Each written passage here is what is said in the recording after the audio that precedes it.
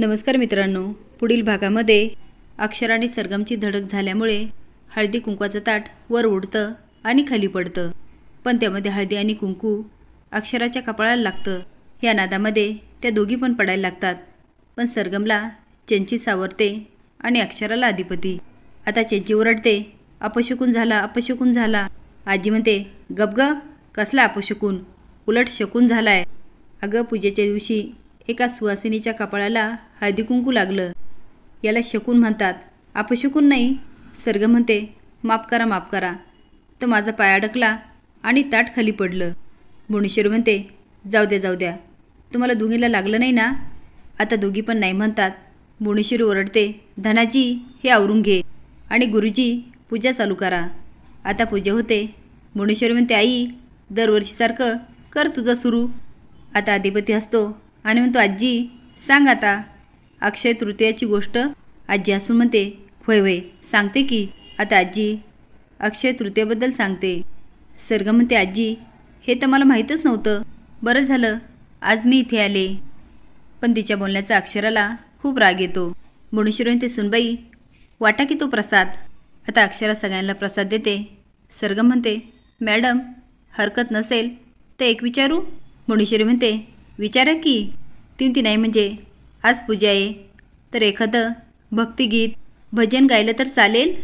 नाही म्हणजे अनैसे पूजा आहे ना म्हणून विचारलं।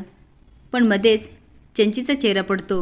भुवनेश्वरी म्हणते, अहो एवढ्या चांगल्या कामासाठी आमची कशाला परवानगी घ्यायची? हां, आम्ही कशाला हरकत घेऊ? आता अधिपती गाण्यामधून हरकती घेतात ते काय कमी आहे का? आणि मोठ्याने हसायला लागते आणि म्हणते, काय अधिपती? आता अधिपती आणि सरगम पण हसते। चारस म्हणतो, खरंच होऊ द्या एखादा अभंग किंवा भजन, चांगला मुहूर्त आहे आणि दोघांचं गाणं ऐकायला मिळेल। आजी म्हणते, होय होय चालतंय की। लई दिवस झाले मी देवळात गेले नाही, भजन बिजन ऐकलं नाही। आजच्या दिवशी भजन कानावर पडलं नवं तर पूजा सार्थकीच लागल। सरगम म्हणते, हो आणि म्हणते, अधिपती तुम्ही गाणार ना माझ्यासोबत? अधिपती म्हणतो, मी नाही, मी कशाला, तुम्ही म्हणा की। अक्षरा म्हणते, अधिपती गा। अधिपती म्हणतो, अहो नको। अक्षरा म्हणते, अहो गा म्हणते ना, त्यात काय एवढं? सरगम म्हणते, अहो देवाची आराधना पण होईल आणि क्लास पण होईल। अधिपती म्हणतो, तुम्ही सुरुवात तर करा। सरगम म्हणते, अहो मी सांगते ना, जमेल तुम्हाला। भुवनेश्वरी म्हणते, धनाजी तो सोपा सरकव इकडं। आता सरगम जाऊन बसते आणि म्हणते, अधिपती या ना इकडे। आता अधिपती अक्षराकडे बघतो, ती म्हणते, चला। अधिपती जातो आणि सरगम शेजारी बसतो। आता सरगम गायला सुरुवात करते। ती एवढी सुंदर गात असते की सगळेच रमून जातात। आता अधिपती गायला लागतो, तो पण एवढं सुंदर गात असतो की अक्षराला खूप कौतुक वाटतं। आता दोघेही थांबतात। चारवास म्हणतो, कान तृप्त झाले आमचे। सरगम म्हणते, थँक्यू। भुवनेश्वरी म्हणते, लय भारी, तुम्ही असं देवाचं रूप आमच्यासमोर उभा केलं तुमच्या सुरांनी, लय भारी। आता एक एक करून सगळेच कौतुक करत असतात, पण ह्यामुळे अक्षराचा चेहरा पडतो। आता सरगम अधिपतीचं कौतुक करते। अधिपती म्हणतो, हे तुमच्या पुढं आमचं काय? तुमचा कसला आवाज लागला होता काय मास्तरीबाई, कसलं खतरनाक। अक्षरा हसून म्हणते, हो हो मी आलेच, आणि रागाने निघून जाते। अधिपती आणि सरगमच्या लक्षात येतं। अधिपती म्हणतो, चला आता मला पण फॅक्टरीत पळावं लागेल। आता एक एक करून सगळे निघून जातात। सरगम म्हणते, मॅडम आमचं गाणं कसं वाटलं तुम्हाला? भुवनेश्वरी म्हणते, या खोलीत तुम्हाला सांगते। अधिपती जातो म्हणतो, मास्तरीबाई आमच्या गाण्याला एवढं घाबरलात, निघूनच आलात? अक्षरा म्हणते, नाही तसं काही नाही, तर अहो तुम्ही आग्रह केला ना, म्हणताना गाणं म्हणलो।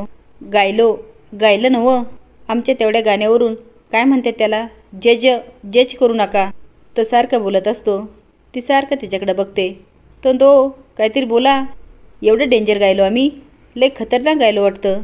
अक्षरा म्हणते, तुम्हाला कसं सांगू ना तेच कळत नाही मला। तो तोंडाने सांगायचं आणि हसायला लागतो आणि म्हणतो, सांगा हो। आता अक्षरा त्याला फिरून फिरून सांगत असते, एवढंच काय, पण गोष्ट पण तयार करते। आता अधिपती उत्तर देत असतो, ती तसा नाही हो, पण ती नवऱ्याबद्दल पॉझिटिव्ह होते। अधिपती म्हणतो, म्हणजे कसं आहे? त्या बाईचं, तिच्या मैत्रिणीचं आणि तिच्या नवऱ्याचं तसं काही नाही ना? अक्षरा म्हणते, नाही तसं काहीच नाही आहे। अधिपती म्हणतो, बेसिक मुद्दा हा आहे, नवरा बायकोचं नातं कसं असतं माहिती आहे का? विश्वासावर असतंय. स्वतःच्या डोक्यातील संशयाचं भूत स्वतःलाच त्रास देतंय. तुमच्या मैत्रिणीला सांगा, बाई स्वतःच्या नवऱ्यावर विश्वास ठेवावाच लागतो. अक्षरा म्हणते, नवऱ्यावर विश्वास ठेवल ती, पण त्या बाईचं काय? अधिपती म्हणतो, नवऱ्यावर आहे ना, मग त्या बाईचं काय करायचं? पण त्या बाईचं पण अवघड आहे. नवऱ्यावर विश्वास नाही, त्या बाईवर नाही, मग कुणावर आहे? हळदी कुंकाचं ताट पडलं म्हणून भुवनेश्वरी सरगमला बोलत असते. अहो रिझल्ट तुमच्या बोलण्यातून दिसला पाहिजे, तुमच्या वागण्यातून दिसला पाहिजे. सरगम म्हणते, खरंच ह्यापुढे मॅडम मी मनापासून प्रयत्न करते.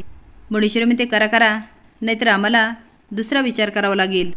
सरगम म्हणते, मॅम एवढी महागडी साडी दिली त्याबद्दल थँक्यू. भुवनेश्वरी म्हणते, हे तर काहीच नाही, आम्ही तुमच्यासाठी काहीतरी आणलं. आता कपाटामधून एक ज्वेलरीचा बॉक्स काढते आणि सरगमला म्हणते, हे घ्या. सरगम म्हणते, काय हे? भुवनेश्वरी म्हणते, बघा बघा, तुम्ही बघा. ती आता बॉक्स उघडते तर सोन्याचा खूप मोठा सेट असतो.